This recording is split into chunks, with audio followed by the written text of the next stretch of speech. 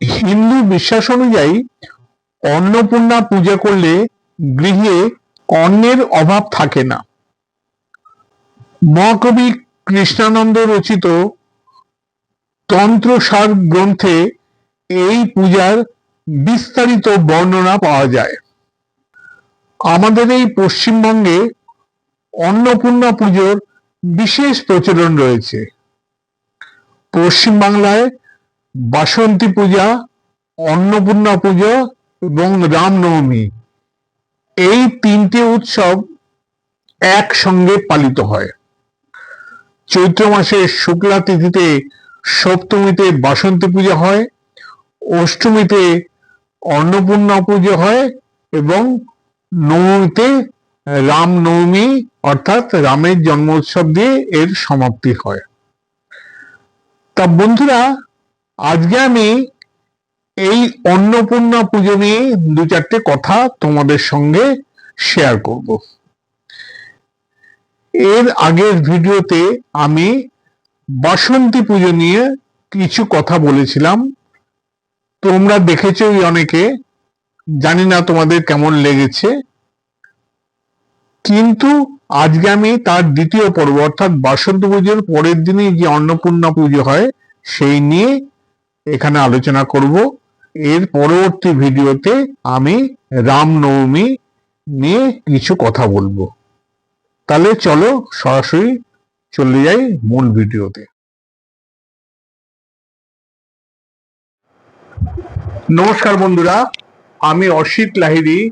আমার YouTube channel অপুর সাথে কিছুক্ষণ এখানে তোমাদের সকলকে স্বাগত। আজ আমি এসেছি তোমাদের কাছে একটা বিশেষ প্রতিবেদন নিয়ে, সেটি হলো অন্নপূর্ণা পুজো। আমার আগের ভিডিওতে আমি বাসন্তী পুজো নিয়ে কিছু কথা বলেছিলাম, আর আজকে আমি বলবো মা অন্নপূর্ণাকে নিয়ে। অন্নপূর্ণা দেবী কে, কেন তার পুজো করা হয় এবং কে প্রথম তাকে পুজো করেছিলেন, এই নিয়েই আমার মূল আলোচ্য বিষয়।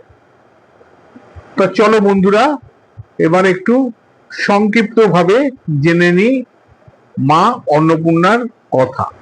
বাংলা পঞ্জিকা অনুযায়ী চৈত্র মাসের সপ্তমীতে মানে শুক্লা সপ্তমীতে বাসন্তী পুজো করা হলেও অষ্টমীর দিনকে করা হয় অন্নপূর্ণা পূজা এবং ঠিক তার পরের দিন নবমী তিথিতে উদযাপন করা হয় রাম নবমী অর্থাৎ রামের জন্ম জয়ন্তী। বাসন্তী পুজো দিয়ে শুরু করা হলেও স্বাভাবিক নিয়মে এর সমাপ্তি হয় রাম নবমী দিয়ে। হিন্দু দেবী অন্নপূর্ণা হলেন দেবী দুর্গা বা পার্বতীরই একটা রূপ। তিনি হলেন অন্নদাত্রী, তাই তাকে অন্নপূর্ণা বলা হয়, অর্থাৎ যিনি পূর্ণ থাকেন অন্ন নিয়ে। তাঁর পুজো নিষ্ঠা ভরে করলে সংসারে অভাব অনটন দূর হয় এবং গৃহ অন্নপূর্ণ থাকে, যা পরিবারের সুখ সমৃদ্ধি ও খাদ্যের অভাব দূর করে বলে আমরা বাঙালি হিন্দুরা মনে করি। সাধারণভাবে পশ্চিমবঙ্গের বিভিন্ন পরিবারে এই পুজো বিশেষভাবে জনপ্রিয় এবং এটি সম্পূর্ণভাবে পারিবারিক পুজো। কিন্তু কিছু ক্ষেত্রে মহা ধুমধাম করে বারোয়ারি ভাবে অন্নপূর্ণা পুজোর প্রচলন দেখা যায় এবং অনেক স্থানে এই পুজো উপলক্ষে অন্নকূট উৎসব পালিত হয়, যেখানে দেবীকে প্রচুর পরিমাণে অন্নভোগ তথা খিচুড়ি, পোলাও, পায়েস এবং অন্যান্য বিভিন্ন তরকারি দিয়ে তাকে নিবেদন করা হয়। বাংলার লৌকিক মতে অন্নপূর্ণা পুজোর প্রথম প্রচলন করেন নদিয়ার রাজা কৃষ্ণচন্দ্র রায়ের কোন এক পূর্বসূরি ভবানন্দ মজুমদার। তিনি মুঘল সম্রাট জাহাঙ্গীরের কাছ থেকে রাজা খেতাব পান এবং সেই খেতাব বা উপাধি লাভের পরে তিনি দেবী অন্নপূর্ণার কৃপা প্রাপ্ত হয়ে বাংলায় প্রথম এই পুজোর প্রচলন করেন। তবে ঐতিহাসিকভাবে জানা যায় যে রাজা কৃষ্ণচন্দ্র রায় এই পুজো জনপ্রিয় করেছিলেন। এখনো কৃষ্ণনগর রাজবাড়িতে জাঁকজমক করে মা অন্নপূর্ণার পুজো করা হয়। জনশ্রুতি আছে যে অন্নদা মঙ্গল কাব্যর রচনার মাধ্যমে কবি ভারতচন্দ্র রায় গুণাকারও দেবী অন্নপূর্ণার মাহাত্ম্য প্রচার করেছিলেন। দেবীর মহিমা সম্পর্কে অন্নদামঙ্গলে ভারতচন্দ্র লিখেছেন, যে জন করয় অন্নপূর্ণা উপাসনা, বিধি হরি হয় তার করয় মাননা, ইহলোকে নানা ভোগ করে যেই জন, পরলোকে মুখ উপায় শিবের লিখন। এই চারটি পংক্তির সাহায্যে তিনি দেবী মাহাত্ম্য প্রচার করেছেন, যদিও এটা মূল অন্নদা মঙ্গল কাব্যেরই একটি ছোট্ট অংশ আমি তুলে ধরলাম। কাশীতে বাবা বিশ্বনাথ মন্দিরের ভেতরে একটি অন্নপূর্ণা মন্দির আছে, যেটি একটি জগৎ বিখ্যাত মন্দির। সেখানে সারা বছর বিনামূল্যে ভক্তদের অন্নদান করা হয়। এই মন্দিরে অন্নপূর্ণা পুজো ও অন্নকূট উৎসব ভীষণভাবে প্রসিদ্ধ। পৌরাণিক কাহিনী অনুযায়ী জানা যায় যে দেবী অন্নপূর্ণা কাশীতে আবির্ভূত হয়ে দেবাদিদেব মহাদেবকে অর্থাৎ তাঁর স্বামীকে তিনি অন্নদান করেছিলেন।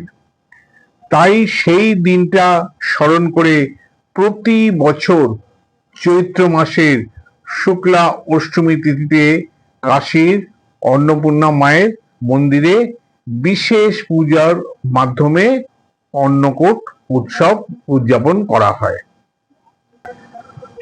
প্রবাদ আছে যে এখানে গেলে কোনো ভক্তকে অভুক্ত অবস্থায় ফিরে আসতে হয় না। এবার বন্ধুরা, এটা গেল ঐতিহাসিক বা পৌরাণিক দিক। এবার একটু জেনে নিই অন্নপূর্ণা পুজোর ইতিহাস। এটাও পুরাণের অংশ। বিবাহের পরে কৈলাস শিখরে শিব ও পার্বতী বেশ সুখেই দাম্পত্য জীবন কাটাচ্ছিলেন। আমরা সবাই জানি শিব হলেন ভোলা ভালা, আপন ভোলা মানুষ, এবং তার কোনো রোজগার বা তোর সংসারের প্রতি তিনি ভীষণ উদাসীন ছিলেন। ফলে তিনি ছিলেন খুবই দরিদ্র। এদিকে বিবাহ করেছেন, স্ত্রীকে ভরণ পোষণের দায়িত্ব তারই। তাই আর্থিক অনটনের জেনে বেশ কিছুদিন পর থেকে তাদের শুরু হলো, মানে শিব ও পার্বতীর মধ্যে শুরু হলো দাম্পত্য কলহ। দারিদ্র্যের কারণে পার্বতীর তিরস্কারে ঘর ছেড়ে বেরিয়ে গেলেন তিনি ভিক্ষাবৃত্তি করতে। কিন্তু বিভিন্ন জায়গায় ঘুরেও কোথাও তিনি ভিক্ষা পেলেন না। শেষে ব্যর্থ হয়ে তিনি কৈলাসে ঘরে ফেরেন।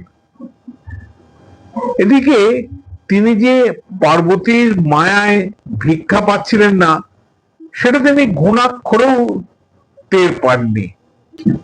ব্যর্থ মনোরথ হয়ে তিনি ফিরে এলেন।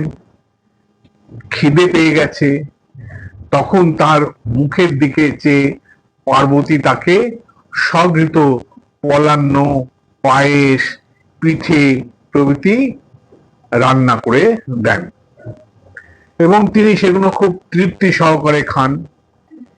এই কাহিনীর ভিত্তিতে কাশী বিশ্বনাথ মন্দিরের কাছে 1789 খ্রিস্টাব্দে মারাঠা পেশোয়া বাজিরাও হিন্দু স্থাপত্যের নাগারা শৈলীতে এই মন্দির নির্মাণ করে সেখানে অন্নপূর্ণা দেবী প্রতিষ্ঠা করেন। চৈত্র মাসের শুক্লা অষ্টমীতে দেবীর প্রাণ প্রতিষ্ঠার মাধ্যমে দেবী অবতীর্ণ হন। সেই থেকেই দেবী অন্নপূর্ণা পুজোর প্রচলন বাড়তে থাকে। কিন্তু দুর্ভাগ্যবশত মোগল সম্রাট আওরঙ্গজেব তার শাসনকালে সেই মন্দিরটি ধ্বংস করেন। তারপরে বেশ কিছুকাল পরে 1780 খ্রিস্টাব্দে ইন্দোরের মহারানী অহল্যাবাই হোলকর কাশী বিশ্বনাথ মন্দিরটি পুনর্নির্মাণ করেন এবং সেই সঙ্গে অন্নপূর্ণা মন্দিরটিও তিনি পুনর্নির্মাণ করেন। তার এই অবদানের জন্য বর্তমান মন্দির চত্বরে তার একটি মূর্তি স্থাপন করা হয়েছে। অন্নপূর্ণা পুজো মূলত বাংলার হিন্দু সমাজে অত্যন্ত ভক্তি এবং নিষ্ঠার সাথে পালিত হয় এবং এটি একটি অন্যতম প্রধান উৎসব হিসেবে মনে করা হয়। হিন্দু বিশ্বাস অনুযায়ী অন্নপূর্ণার পুজো করলে গৃহে অন্নের অভাব থাকে না। কবি কৃষ্ণানন্দ রচিত তন্ত্রসার গ্রন্থে এই পূজার বিস্তারিত বর্ণনা পাওয়া যায়।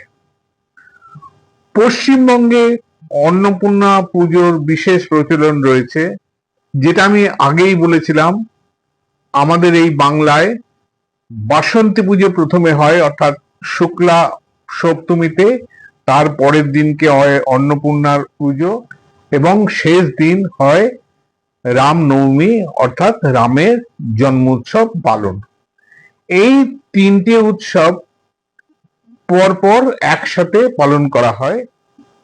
চৈত্র মাসের শুক্লা সপ্তমী তিথিতে বাসন্তী পুজো দিয়ে শুরু হলেও এর সমাপ্তি হয় রামনবমী দিয়ে। এবার আমি আসি পশ্চিমবঙ্গের বিখ্যাত দু চারটে পুজো সম্বন্ধে দু চারটে কথা তোমাদের সামনে তুলে ধরি। 1847 খ্রিস্টাব্দে রানী রাসমণি তাঁর জামাই মথুরামোহন বিশ্বাস এবং অন্যান্য আত্মীয় স্বজনদের নিয়ে তিনি কাশী যাত্রা করেছিলেন বাবা বিশ্বনাথের দর্শন পাওয়ার উদ্দেশ্যে। রাতে নৌকায় তিনি দেবীর একটি স্বপ্নাদেশ পান।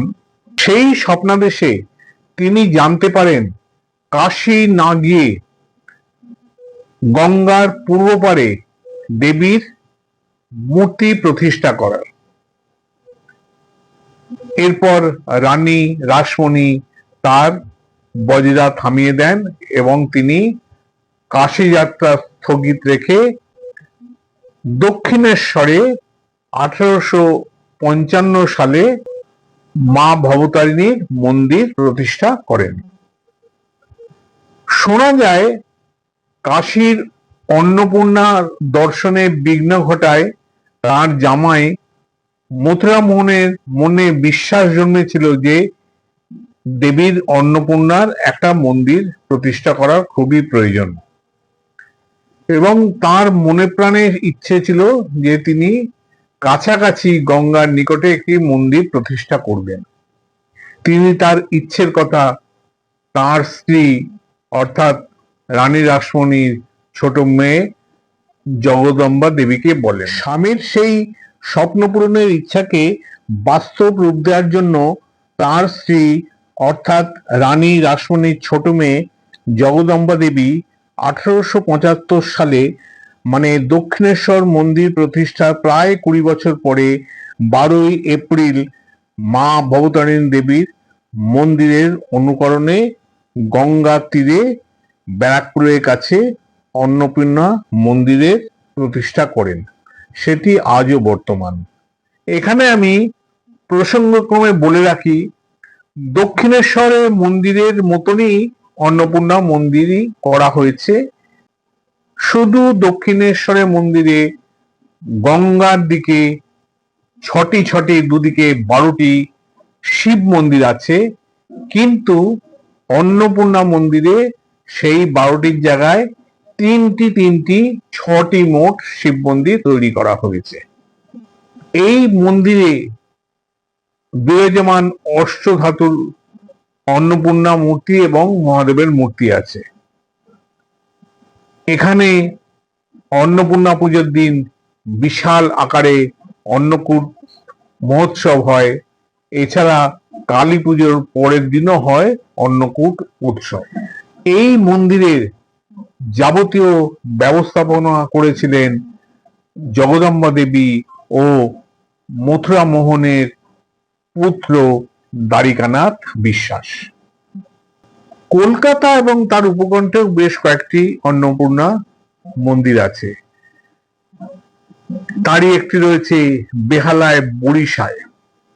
সাবর্ণ রায়চৌধুরীর পরিবারের চন্দ্রকান্ত রায়চৌধুরী সেই সময় তার জমিদারির অন্তর্গত বরিশা গ্রামে বড় বাড়িতে 1850 সালে একটি পঞ্চরত্ন মন্দিরে অষ্টধাতুর দেবী মূর্তি এবং রূপোর তৈরি শিব মূর্তি প্রতিষ্ঠা করেছিলেন।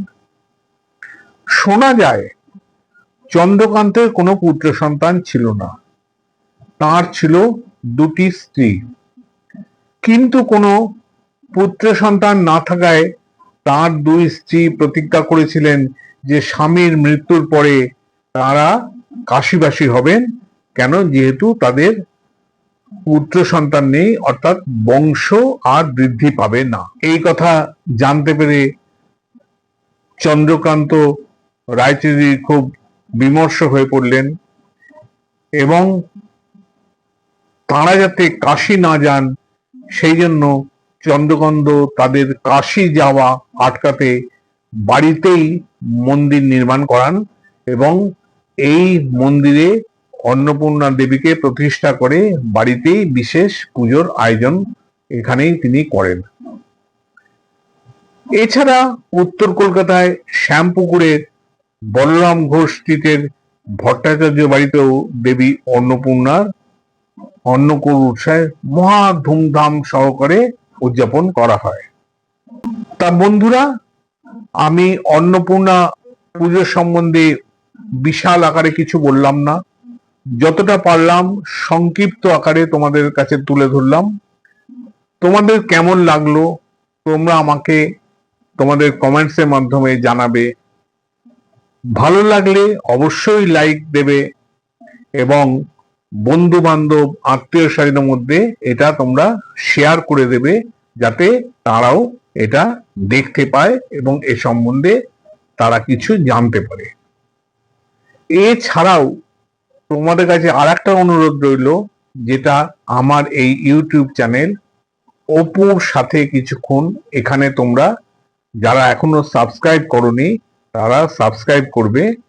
এই সাবস্ক্রাইব করলে আমি তো খুশি হবই, শুধু খুশি নয়, যখনই আমি কোনো নতুন ভিডিও আপলোড করব তখনই সেই নোটিফিকেশনটা তোমরা পেয়ে যাবে। আর খুশির সাথে সাথে আর একটা জিনিস হবে, আমি উৎসাহও পাবো। তা এইখানেই আমার বক্তব্য শেষ। তোমরা সবাই ভালো থেকো, সুখে থাকো এবং আনন্দে থেকো। পরবর্তী ভিডিওতে আবার তোমাদের সাথে দেখা হবে। ততক্ষণের জন্য টাটা।